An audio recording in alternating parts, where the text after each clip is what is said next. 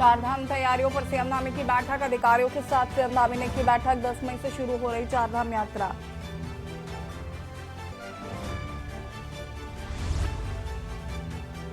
बाबा केदार की डोरी प्रस्थान। आज गौरीकुंड में गौरी माई से करेंगे भेंट। 10 मई को खुल रहे हैं धाम के कपाट। जल संकट की गंभीरता को देखते हुए डीएम का फैसला। क्रिटिकल जल स्रोतों के चिन्हीकरण को लेकर दिए निर्देश। आबादी तक पहुंची जंगल में लगी आग। ग्रामीण में मची अफरा तफरी। एयर इंडिया का 70 से ज्यादा फ्लाइट कैंसिल। बड़ी तादाद में छुट्टी पर क्रू मेंबर। अचानक सिक लीव पर गए कई सीनियर क्रू मेंबर। उत्तराखंड में 11 मई को बारिश के आसार। चारधाम में यात्रा पर जाने वाले श्रद्धालुओं को सलाह, पूरी तैयारी के साथ जाएं। आप देख रहे हैं के न्यूज, खबरों का सारथी। नमस्कार, खबर उत्तराखंड में आप सभी का स्वागत है। मैं हूं आपके साथ यशी शुक्ला। देहरादून से खबर आपको बता देते हैं, जहां पर सीएम धामी पहुंचे सचिवालय। आगामी मानसून सत्र को लेकर बैठक की है। 2024 की तैयारियों को लेकर समीक्षा बैठक। बैठक में मुख्य सचिव, आपदा सचिव, स्वास्थ्य सचिव, मौसम निदेशक, अधिकारी मौजूद। इस बार सामान्य से अधिक रहेगी बारिश। बैठक में मुख्य सचिव, आपदा सचिव शामिल।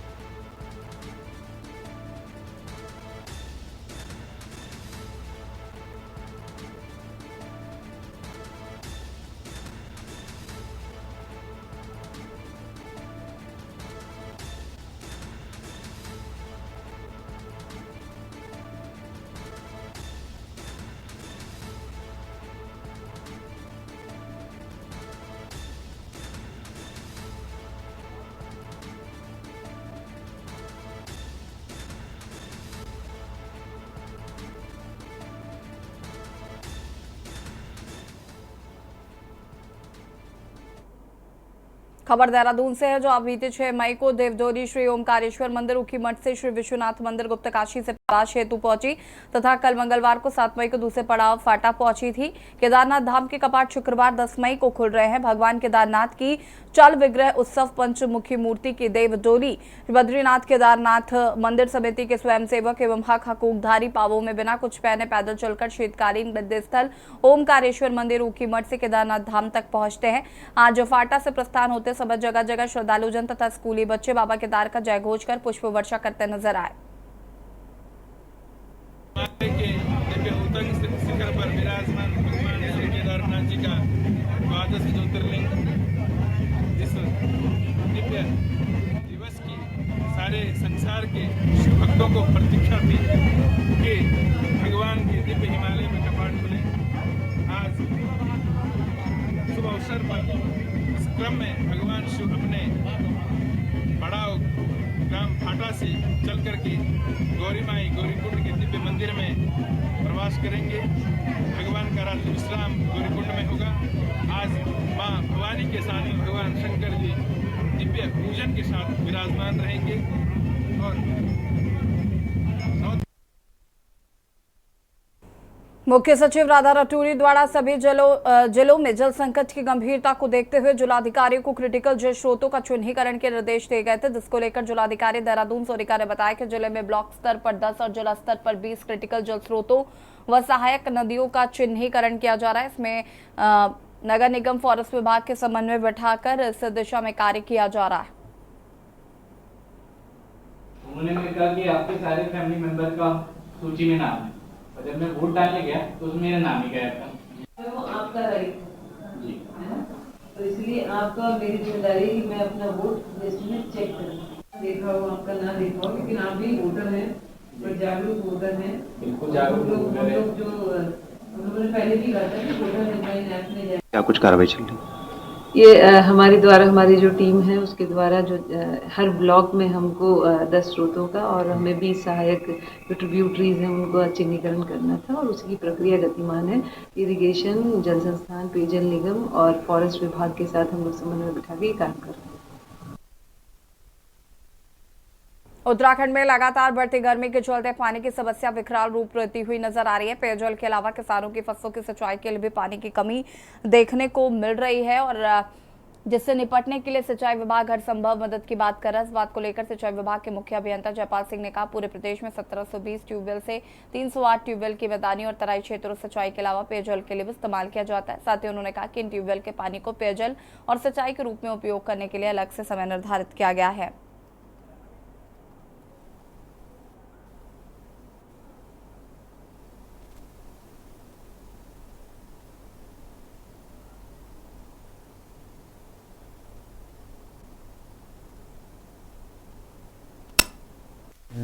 देखिए, जो इस समय पानी की थोड़ी दिक्कत है सिंचाई के लिए भी और पेयजल के लिए भी, जैसा कि आप सभी जानते हैं।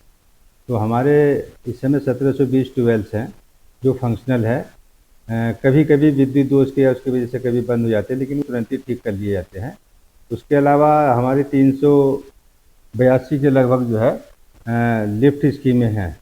लिफ्ट बेसिकली पहाड़ों में है, तो वो भी हमारी फंक्शनल है उसमें। तो इसमें से जो ट्यूबवेल्स है 1720 में करीबन 308 के आसपास ट्यूबवेल्स ऐसे हैं जो हल्द्वानी में है, कोटद्वार में है, देहरादून में है, इन तराई वाले और भावर वाले प्लेन वाले एरिया में वो पेयजल के लिए भी उपलब्ध रहते हैं। खबर पौड़ी से, जहां पर सिद्धपीठ ज्वाल्पा देवी में पौराणिक स्वरूप को लेकर दो पक्षों में विवाद हो गया है। एक पक्ष ने मुख्यालय पौड़ी पहुंचकर पुलिस अधीक्षक से मुलाकात कर मंदिर के पौराणिक स्वरूप को परिवर्तित न किए जाने की मांग की है, तो एसएसपी से मुलाकात कर ज्वाल्पा देवी शिवालय ट्रस्ट ने मांग की है कि अगर ज्वाल्पा धाम में नवनिर्माण किया जाता है तो उक्त कार्य को अग्रिम आदेशों तक रोक दिया जाए। इस आशय का एक पत्र ट्रस्ट के द्वारा जिलाधिकारी पौड़ी को भी प्रेषित किया गया है। ट्रस्ट के उपाध्यक्ष सुरेश चंद्र अथवाल के साथ पहुंचे चंद्रभूषण अथवाल ने बताया कि न्यायालय से भी मंदिर के पुनर्निर्माण न स्पष्ट होने के कारण, जबकि दूसरा पक्ष न्यायालय के आदेश के मामले में अधिकारियों को भेजा गया, नियमानुसार कार्रवाई करने की बात कही गई है।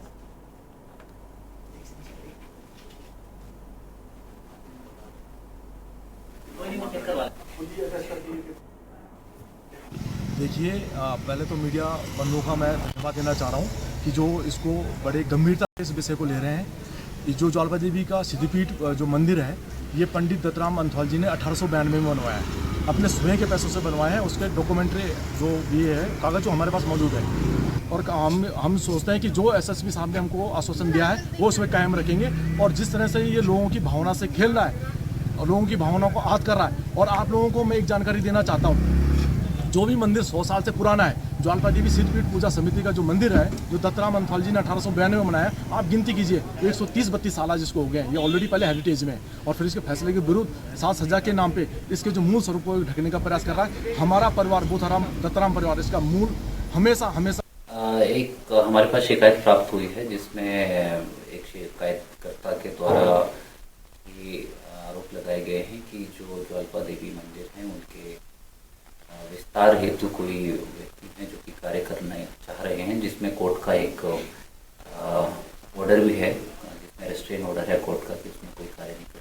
जिसके आधार पे हम लोगों ने एक जांच अभी हम लोग कर रहे हैं, जिसमें मौके पे हम लोग हमारे डिप्टी एसपी और तहसीलदार भी गए हैं, और इसकी जांच हम लोग कर रहे हैं। तथ्यों के आधार पर फिर अग्रिम कार्रवाई जो।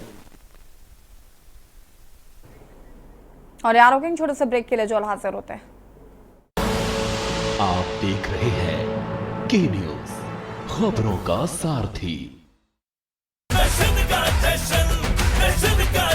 जहां इंडिया करे सेलिब्रेशन, वहां होए टशन का जश्न। राजश्री इलायची, टशन का जश्न। आप देख रहे हैं के न्यूज, खबरों का सारथी। ब्रेक के बाद एक बार फिर से आप सभी का स्वागत है और खबर उत्तराखंड में आगे बढ़ेंगे, लेकिन उससे पहले उत्तर प्रदेश के कानपुर से आपको बड़ी खबर बता देते हैं। प्रमोद जायसवाल ने बीजेपी की ज्वाइन। श्री प्रकाश जायसवाल के भाई हैं प्रमोद जायसवाल। सीएम योगी की मौजूदगी में प्रमोद जायसवाल ने भाजपा का दामन थामा।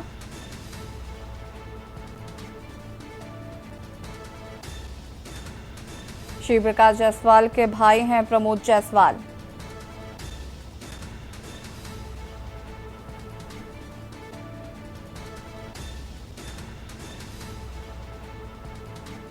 2022 में लड़ा था विधानसभा चुनाव।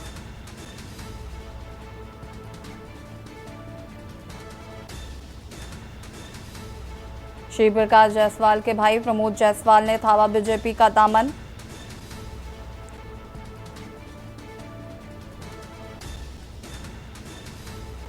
कांग्रेस के वरिष्ठ नेता रहे हैं प्रमोद जायसवाल।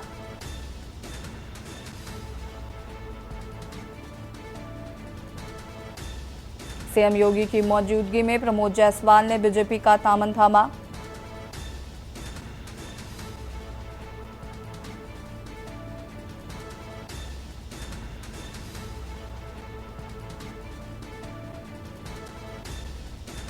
कानपुर से खबर, प्रमोद जायसवाल जो कि श्री प्रकाश जायसवाल के भाई हैं, उन्होंने बीजेपी का दामन थामा। आपको बता दें कि विधानसभा चुनाव भी लड़े थे प्रमोद जायसवाल।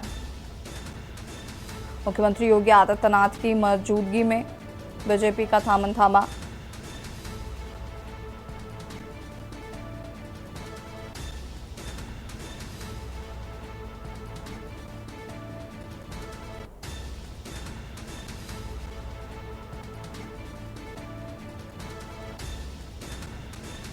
2022 में लड़ा था विधानसभा चुनाव।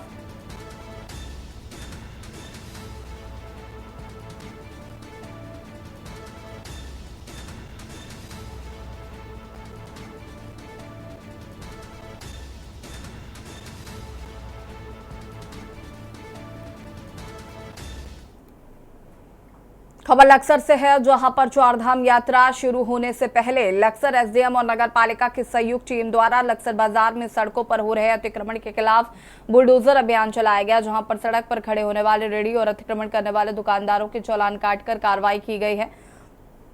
इसके अलावा ऐसे दुकानदारों के खिलाफ भी कार्रवाई की गई जिनके पास पॉलिथीन और प्लास्टिक के डिस्पोजल ग्लास पाएंगे। एसडीएम गोपाल चौहान का कहना है कि अतिक्रमण के खिलाफ अभी अभियान लगातार जारी रहेगा।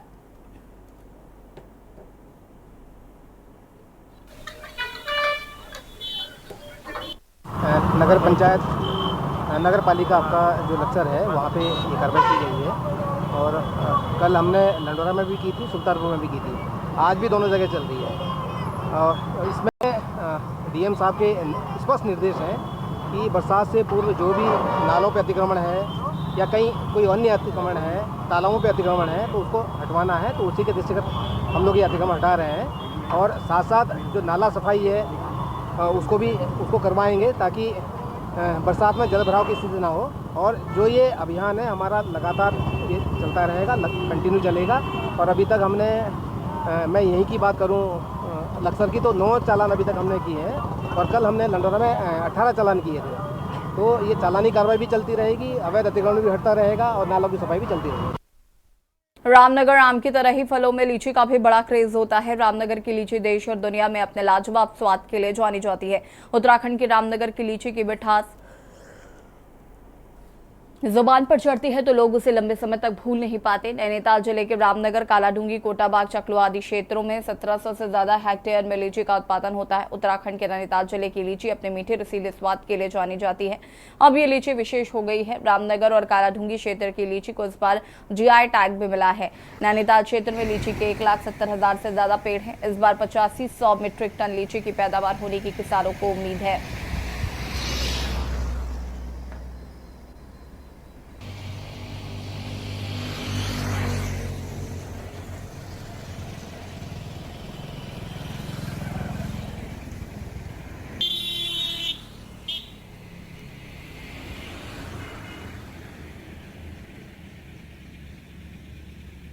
देखिए, उत्तर भारत में मुजफ्फरपुर के बाद रामनगर की लीची विश्वविख्यात है, जिसके उद्देश्य जो यहाँ के किसानों की जागरूकता का परिचय है। ऐसे में भारत सरकार द्वारा इस क्षेत्र को, जनपद नैनीताल के विशेषतर इस क्षेत्र को जीआई टैग मिला हुआ है। यहाँ के किसान एसोसिएशन, जो लीची ग्रोवर एसोसिएशन है, उसके सफल प्रयासों से ये यहाँ का इससे ख्याति प्राप्त हुई है। और मैं यहाँ पर कम से कम यहाँ से लेकर के रामनगर क्षेत्र से लेकर के विकासखंड कोडाबाग के चकलवा तक जो लीची का उत्पादन हो रहा है वह कम से कम 600 हेक्टेयर में है। इस बार लीची की फसल काफ़ी अच्छी आ रखी है और इस साल आंधी तूफान नहीं आया तो और भी अच्छा मतलब मुनाफा होगा। लीची खाने में स्वादिष्ट रहती है। ये हमारे बगीचे से काफ़ी दूर दूर लीची आती है। अब फल इस बार अच्छा आया है। और मेरे लीची के बाग यहाँ टांडा मल्लू, ग्राम टांडा मल्लू में है और लगभग 20-22 हेक्टेयर के अंदर मेरे लीची के बाग हैं। लीची का इस साल उत्पादन जो दिखने में लग रहा है इस समय अच्छा है, बशर्ते हमें मौसम साथ दे। तो इस समय पानी की बहुत ज़्यादा समस्या है। पानी की समस्या से लीची के फुलन में और लीची के सूखापन की समस्या सामने आ रही है। मेरा नाम हरदेव है। हमने बगीचा ले रखा है। हमारी फसल अच्छी आई है लीची की इस बार। आम की फसल भी अच्छी है हमारी इस बार। पेड़ों में फल लग रहा है इस टाइम बढ़िया है। हमारे आंधी तूफान नहीं आ रहा। उत्तराखंड के जल जंगल और जमीन की लड़ाई लड़ने वाले एकमात्र राज्य की क्षेत्रीय पार्टी उत्तराखंड क्रांति दल एक बार फिर से जनहित से जुड़े मुद्दों को लेकर मुखर हो गई है।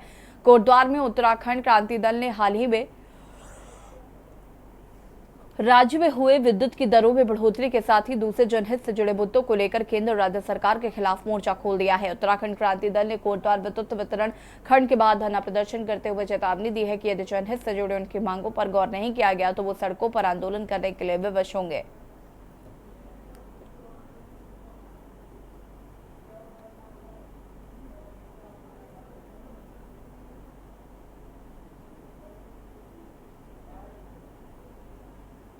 अभी प्रीपेड मीटर लगने वाले हैं। इसमें आपको पता ही कि कुमाऊं मंडल में और यहाँ पे अडानी को दे दिया गया। हम कह रहे हैं ठीक है प्रीपेड मीटर लगाओ, तो सबसे पहले उन इंडस्ट्रीज बड़े इंडस्ट्रीज है उन पे प्रीपेड मीटर की शुरुआत करनी चाहिए तो तब उसमें करना। तीसरा और एक बड़ा वो कर दिया कि अभी जितने भी विद्युत उपभोक्ता हैं उन पर रॉयल्टी फिक्स कर दी, क्योंकि जो नए लोग हैं उन्होंने तो रॉयल्टी दी। जो पुराने 25-30 साल से लगातार ईमानदारी से यहाँ पे विद्युत अपना बिल भर रहे हैं और यहाँ पे अपना विद्युत संयोजन कर जो है दे रहे हैं, पर अब वर्तमान में जैसे चुनाव खत्म होते हैं जितने भी हमारे उपभोक्ता हैं जो 25-30 साल पुराने हैं उन पे एक और ऊपर से ठोपा जा रहा है कि आप इसकी रॉयल्टी भी जमा करो। तो ये उत्तराखंड सरकार की नीतियाँ देख लो, ये केवल चुनाव तक सीमित है, बाकी ये यहाँ पे उत्तराखंड को लूटने का ही काम कर रहे हैं। आपको अकबरपुर लोकसभा ले चलते हैं जहां पर मुख्यमंत्री योगी आदित्यनाथ क्या कुछ कह रहे हैं, सुन लेते हैं। और साथ साथ आपने इनके चरित्र को देखा होगा, जो स्वदेव कल्याण सिंह जी को श्रद्धांजलि नहीं देती जो समाजवादी पार्टी और जो कांग्रेस, वो माफिया के घर फातिया पढ़ने के लिए गए थे। आपने देखा ना इनका। आप सोचो, आपके प्रति इनकी संवेदना नहीं, इनकी संवेदना माफिया के प्रति है, इनकी संवेदना रामद्रोहियों के प्रति है। और इसीलिए हम आपको सावधान करने के लिए आए हैं। ये चुनाव भारत को बनाने का चुनाव है। आपका एक वोट नए भारत का दर्शन करा रहा है। 2014 में आपने मोदी जी के समर्थन में अपना मत दिया, आपका वोट पड़ा, परिणाम हम सबके सामने है।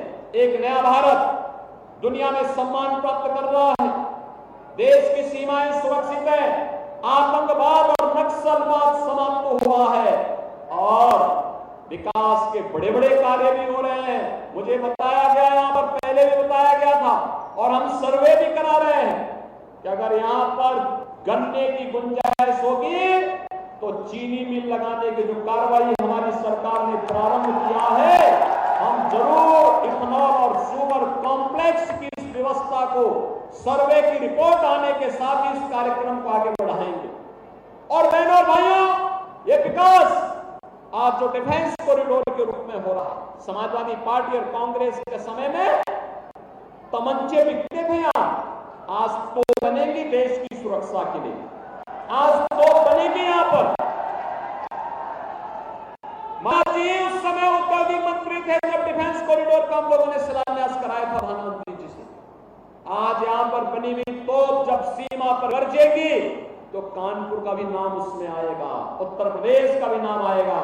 और जब दुश्मन देश के लोग धराशायी होंगे तो उसके साथ माता की जयकारा के साथ आपका भी नाम आएगा, आपके क्षेत्र का नाम भी आएगा कि वाह, ये यूपी के डिफेंस कॉरिडोर में बनी हुई तोप है, बना हुआ गोला है। अभी पिछले दिनों तो मैं आया था ना आपके यहाँ पे, एक कारखाने का उद्घाटन करने के लिए मैं आया था यहाँ कानपुर में, और उस समय हम लोग यहाँ पे जो गोला बारूद तैयार होता है, आज वो केवल भारत की नहीं दुनिया को जा रहा है कानपुर में बना हुआ गोला बारूद।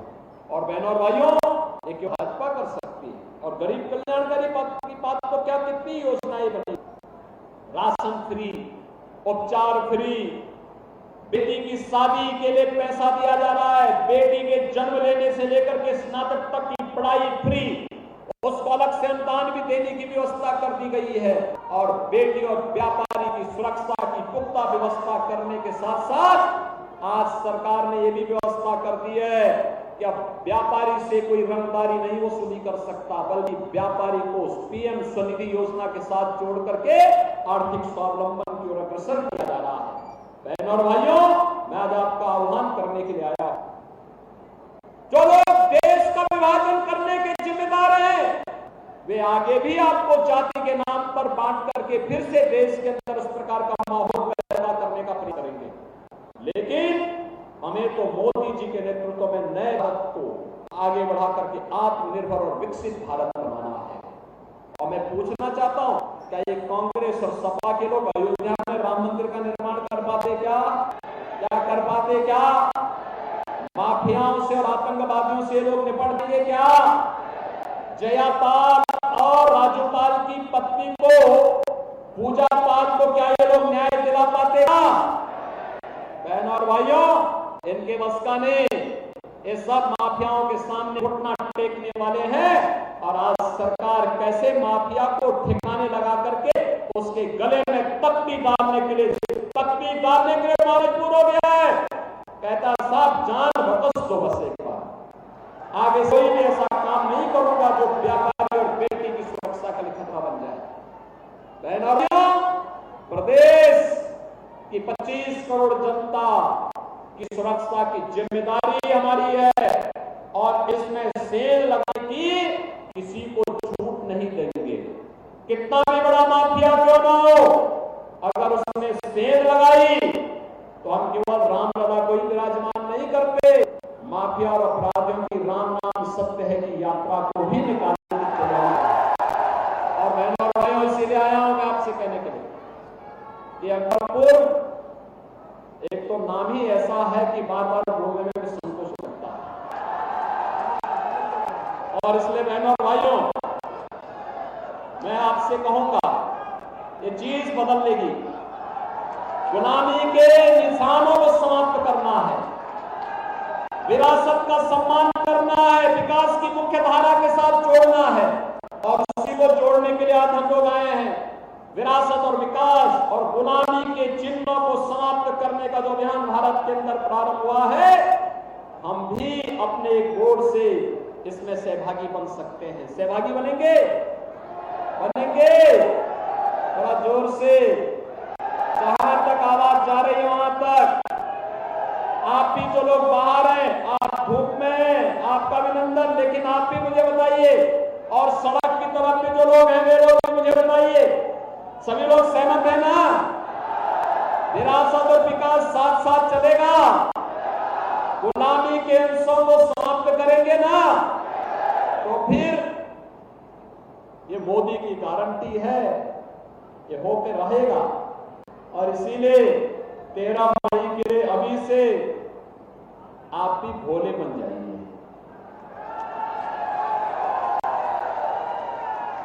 मोदी जी का प्रतिनिधि बन जाइए, घर घर जाइए, घर घर जाइए, लोगों को बताइए कि आपका कमल चुनाव चिन्ह पर पड़ने वाला वोट मोदी जी के खाते में जाएगा। विकसित और आत्मनिर्भर भारत के निर्माण का मार्ग प्रशस्त करेगा। और विकसित और आत्मनिर्भर भारत का मतलब वर्तमान तो सुधरेगा ही सुधरेगा, आने वाली पीढ़ी भी आपका नाम स्मरण करेगी कि मेरे पूर्वजों ने नए भारत का विकसित का निर्माण करके हमें दिया है। कोई कोसेगी नहीं। आप देख रहे होंगे कांग्रेस के लोग, कांग्रेस के प्रत्याशी अपने नेताओं को कोसते हैं कि इन कमबख्तों राम मंदिर का निर्माण करा दिया होता तो हमें ये दुर्गति क्यों झेलनी पड़ती, यही बोलते हैं। कांग्रेस के प्रत्याशी अपने नेताओं को कोसते हैं, कहते हैं कि अगर इन्होंने आतंकवाद और नक्सलवाद का समाधान कर दिया होता तो देश के अंदर जो माहौल आज है, ये माहौल उस समय भी देखने को मिल रहा होता। और यहाँ पर अकबरपुर लोकसभा सीट से आप मुख्यमंत्री योगी आदित्यनाथ को सुन रहे थे, जिन्होंने विपक्ष पर जमकर निशाना साधा, साथ ही साथ बीजेपी कैंडिडेट के लिए वोट अपील की है। खबर उत्तराखंड में फिलहाल इतना ही। देखते रहिए के न्यूज इंडिया। नमस्कार। आप देख रहे हैं के न्यूज, खबरों का सारथी।